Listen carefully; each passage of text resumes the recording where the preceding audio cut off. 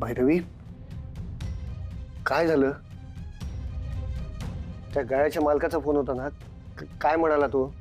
त्याने गाळा द्यायला नाही म्हटलंय. माझ्या विरुद्ध काहीतरी चुकीची इन्फॉर्मेशन दिली आहे त्यांना की मोदकांच्या बिझनेसच्या आडवी अंमली पदार्थांचा बिझनेस करते.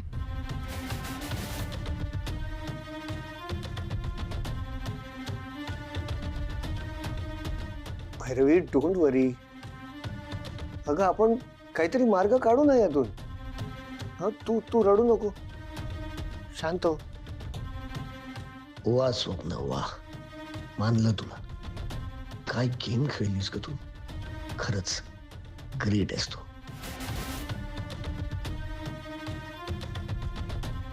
हे बघ, तू प्लीज शांत हो. एक नाही तर दुसरी जागा शोधू ना आपण. मी हेल्प करीन तुला. हा, डोंट वरी, होईल काहीतरी.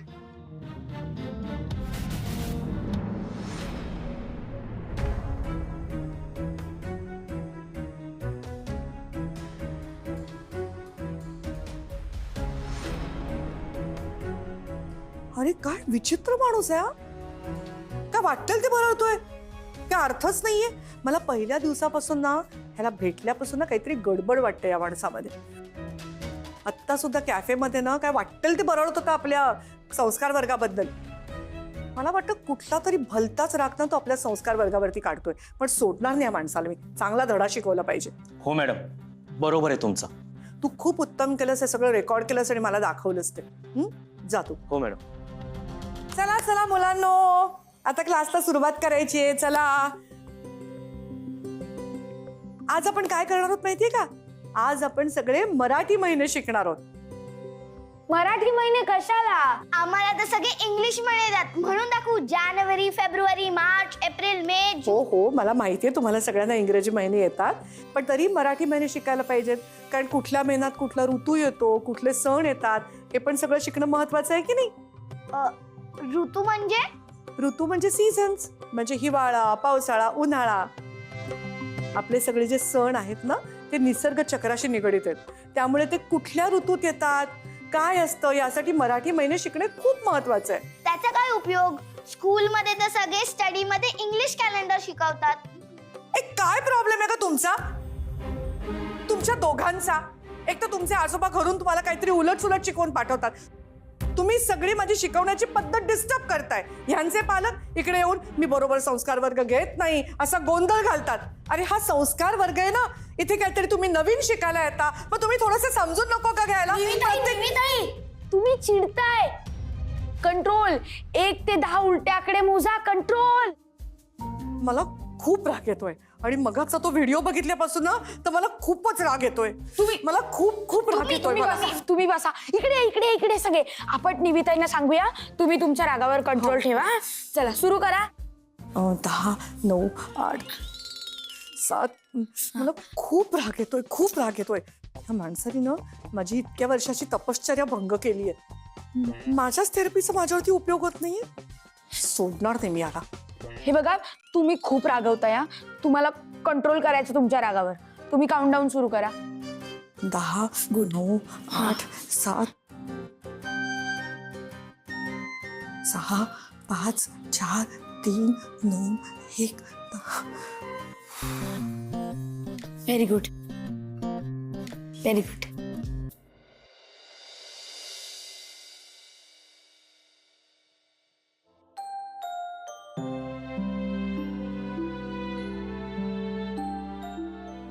अरे भैरवी, तू अजून गेली नाही? एक प्रॉब्लेम झालाय बाबा. काय? आपण जो गाळा रेंटवर घेतला होता, त्यांना कोणीतरी चुकीची माहिती दिली आहे.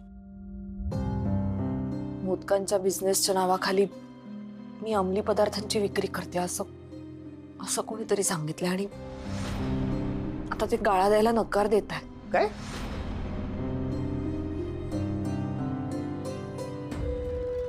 पण ते असं नाही कसं म्हणू शकतात? ते खोटं नाटक कोणी बसवलं? काहीच कल्पना नाही. हिचा फोन आला तसे आम्ही लगोलग त्या गाळे मालकाला भेटायला गेलो होतो. आम्ही आमच्या परीनं बराच समजवायचा प्रयत्नही केला, पण अहो पण ते ऐकून घ्यायलाच तयार नव्हते. आता मला तरी वाटतं की त्यांच्या मागे लागण्यात काहीच अर्थ नाहीये. मला काय वाटतंय, आपल्याला हे काम मिळाल्यामुळे राजनकडे आधी कोणीतरी काम केलेल्याचं नुकसान झालं असेल आणि आकाशाने हे सगळं त्यांनी केलं असेल तर काय करावं ना सुचत नाही आता. अगं तुला म्हटलं ना, हे बघ दुसरी जागा मिळेपर्यंत तू आपल्या घरून काम सुरू कर.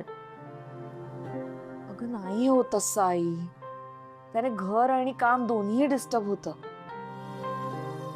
मी राजनला सांगतेय की मला नाही जमू शकत हे सगळं एवढं करायला. नाही भैरवी, आता तुला माघार घेता येणार नाही. बाबा आहोत थोडे थोडके नाही 5,000 मोदक करायचे आहेत. जर जागाच नाही आपल्याकडे तर कुठे करणार आपण. इच्छा असली की मार्ग सापडतो. इतकं पुढे आल्यानंतर तू माघारी फिरू शकत नाहीस. तू तुझ्या तयारीचं बघ, जागेचं मी बघतो.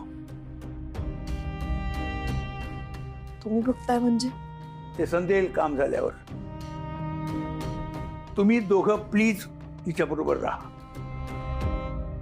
आणि मीनाताई, उद्यापासून कामाला लागायच्या या हिशोबाने तयारीला लागा. मी जागेचा बंदोबस्त करतो, मला थोडा वेळ द्या.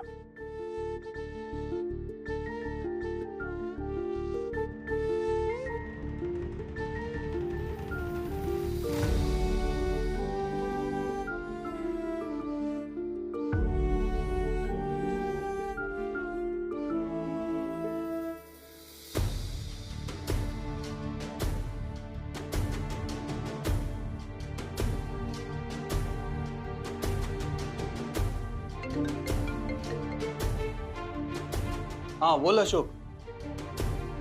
हा हा, अरे सुधीर, हा मी अशोक माझगावकर बोलतोय. हा नाही, माझं तुझ्याकडे काम होतंय.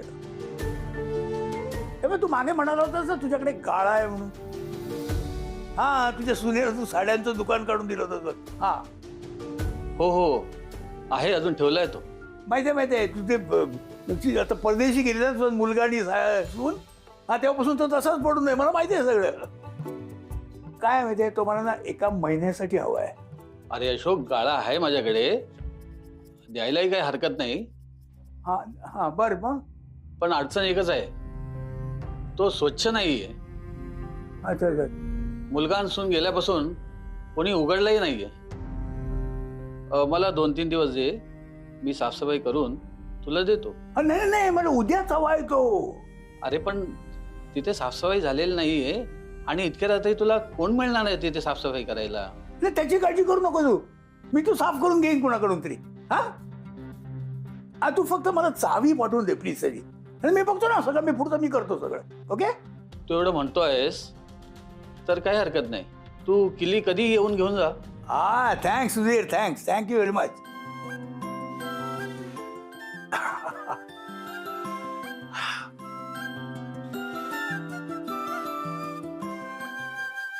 आणि उगाच त्रास करून घेऊ नकोस. अगं आता बिझनेस करायचं म्हटलं ना की अशा अडचणी येणारच, पण त्यातून जो मार्ग काढून पुढे जातो ना तो खरा यशस्वी होतो. मला तर सगळेच मार्ग बंद झालेले दिसत आहेत. अशोकराव म्हणालेत ना मी काहीतरी करतो म्हणून. पण तू काळजी करू नकोस. नाही बाबा, मी या वयामध्ये बाबांना अजून त्रास नाही देऊ शकत. मी आत्ताच राजनला जाऊन सांगते. अनिश म्हणतो ना ते बरोबरच आहे. हे बिझनेस करणं माझ्या आवाक्यातच नाहीये. ए भैरवी, तू त्या गाळे मालकाला आगाऊ रक्कम देणार होतीस ना, ती मला दे. का? अगं बघतेस काय, गाळ्याची सोय झालीये. आता त्या गाळ्याच्या मालकाला आपण आगाऊ रक्कम देऊन टाकूया काय? हो नक्की देऊ, पण बाबा खरंच सोय झालीये. बघ, मी तुला म्हटलं होतं ना अशोकराव नक्की काहीतरी करतील म्हणून. नाही, आपल्याकडे आता कमी वेळ आहे. उगाच चर्चा करून वेळ घालवू नका. कामाला लागा तुम्ही. हा, मी आलो. आता कुठे जाताय तुम्ही एवढ्या रात्रीचे? तुझ्या नवीन जागेची चावी आणायला. बाबा हो, तुम्ही जागेची सोय केलीत हेच खूप मोठं आहे. आणि आणखी नका दगदग करू, मी अनिशला जाऊन चावी घेऊन येईन. अगं नाहीतर आपण उद्या घेऊ चावी आणि डायरेक्ट तिकडेच जाऊ ना. नाही, कल करे सो आज कर, आज करे सो अब. हे बघ, मी रात्री माझ्या मित्राकडे जाईन झोपायला, घरी येणार नाही मी. हा, तू रात्री माझी वाट बघू नकोस. हा, मी मित्राकडे जातोय, सकाळी येईन एकदम. समजा मला जर सकाळी झोप लागलीस तर मी पत्ता आधीच तुला पाठवून ठेवीन. सकाळी लवकर पोहोच तिकडे. हा, किती करतायत माझ्यासाठी बाबा. तेच म्हणतेय मी, अशोक भाऊजी या वयात सुद्धा एवढी धावपळ करतायत. आणि तुझा नवरा कुठे आहे? त्याला काही पडलीच नाहीये ना बायकोची ना घराची.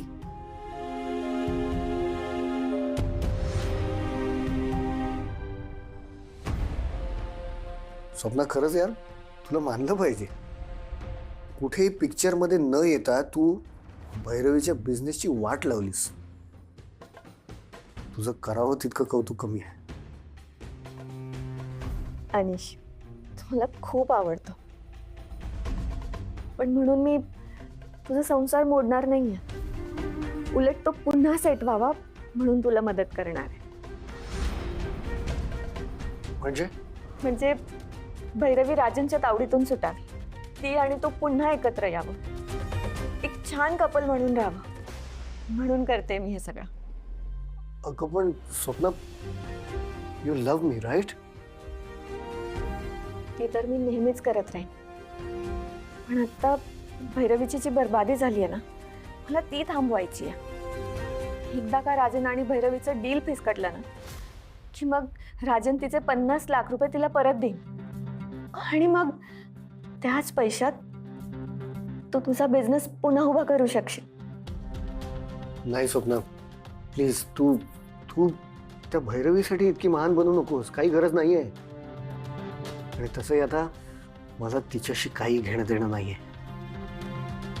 स्वप्ना, माझं प्रेम, माझं स्वप्न, माझं फ्युचर, आता सगळं तूच आहेस.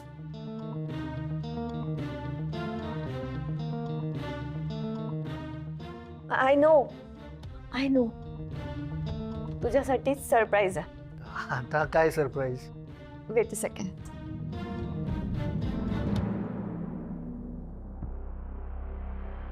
या तुम्ही दोघं.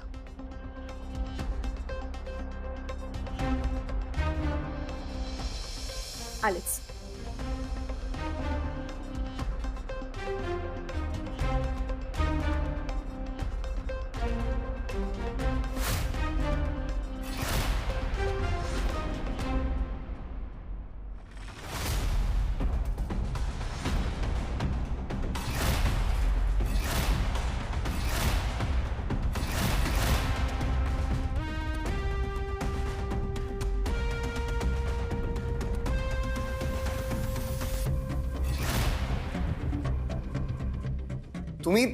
तुम्ही इथे?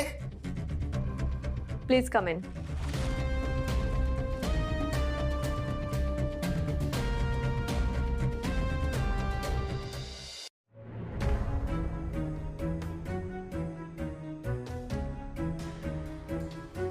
स्वप्ना, हे इथे काय करतायत?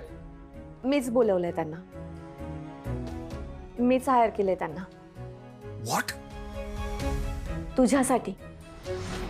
तू 24/7 घरात नसतोस ना, मग तुझ्या ॲब्सेन्समध्ये घरात काय होतं, तुझ्या विरुद्ध काय प्लॅन्स होतात आपल्याला समजायला हवं ना.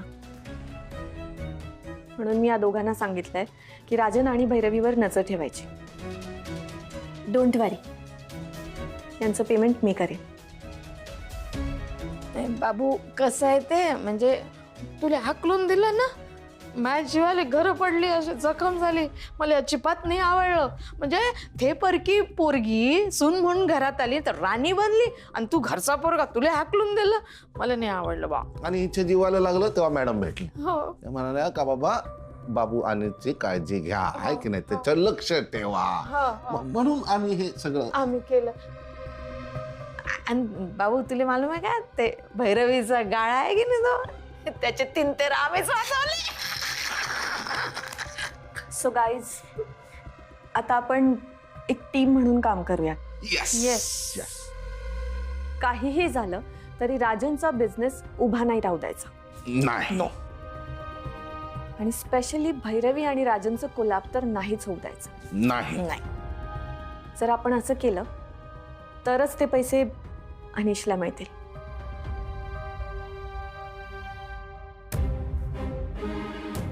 कसं आहे बाबू, भैरवीच्या बिझनेसचा जर तितंबा झाला, तो जर उधळल्या गेला तर भाऊजीच्या नजरेत तुझी किंमत वाढी.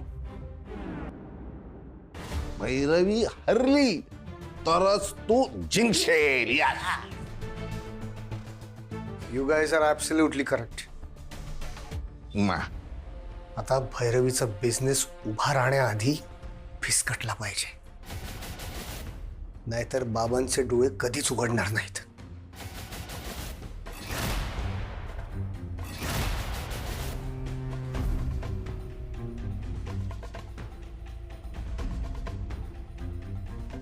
या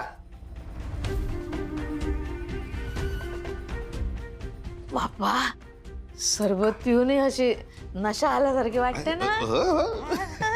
सरबताची नशा नाही आहे ती, पैशांची नशा आहे. थँक्स.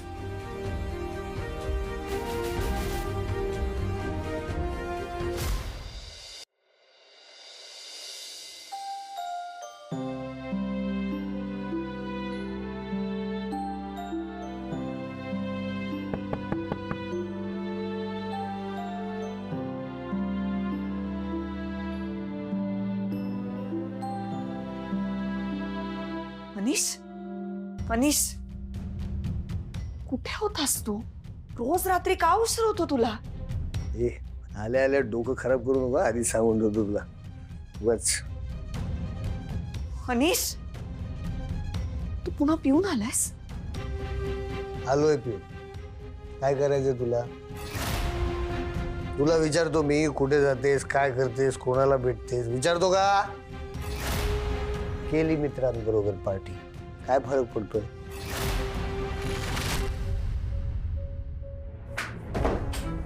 अनिश, काय झालंय तुला? का बघतोयस तू असा? मी इथे घर उभं करण्यासाठी दिवस रात्र मेहनत करतेय, रक्ताचं पाणी करतेय. तुला दिसत नाहीये का हे? हा बिझनेस मला उभं करण्यासाठी रोज नवीन अडचणी येतात आणि तुला पार्टी करायला सुचतंय. मग काय करायला हवं मी? अनिश, तू मला प्रॉमिस केलं होतंस, तू मला मदत करशील, तू माझ्यासोबत उभं राहशील म्हणून. आणि आता जेव्हा सगळ्यात जास्त मला तुझी गरज आहे, तू नाही आहेस. तुला कळत नाहीये का? मग तुला कळत नाहीये का? हे बिझनेस वगैरे तुझं काम नाहीये. तुला या आधी सांगितलंय, हे घर सांभाळ, मुलांकडे बघ, बापांकडे लक्ष दे. हे बिझनेस नाही जमणार तुला ना. उगाच बाबांचे 50 लाख रुपये पाण्यात वाया घालवू नकोस. सोड. तुझ्यासारखी हार मानणाऱ्यातली नाहीये मी अनिश. तू नसलास माझ्या सोबत तरी बाबा आहेत. बाबा काय करणार आहेत बाबा? काय करणार आहेत ते? माझ्या बिझनेससाठी 50 लाख रुपये उभे केलेत त्यांनी. विसरलास? असा कसा विसरील? मुलाला सपोर्ट करायचं सोडून त्यांनी तुझ्या हातात 50 लाख रुपये दिलेत. काय उपयोग होतोय त्याचा? गेलं ना सगळं पाण्यात. हातात आलेला गाळा सुद्धा गेला. म्हणून सांगतोय, शहाणी हो शहाणी, हा नाद सोड आता. नाही सोडणार, कारण जिथे इच्छा असते ना तिथे मार्ग सापडतोच.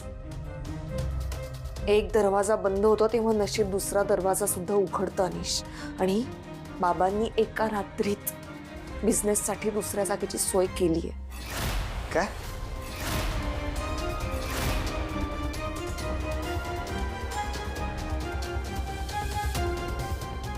तुला जागा मिळाली कशी? आय मीन कुठे आहे जागा? माहित नाही, डिटेल्स माहित नाहीत मला काही. बाबांनी फक्त एवढंच सांगितलं की तुला गाळा मिळालाय आणि उद्यापासून कामाला सुरुवात करू शकतो म्हणून. त्याच्या कामासाठीच गेलेत ते आत्ता इतक्या रात्री. उद्या सकाळी येतील असं म्हणाले.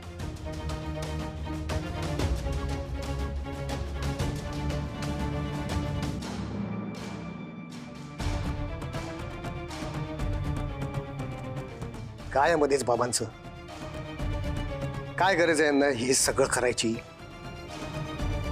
आता दुसरा गाळा मिळालाय हे स्वप्नाला कसं सांगू?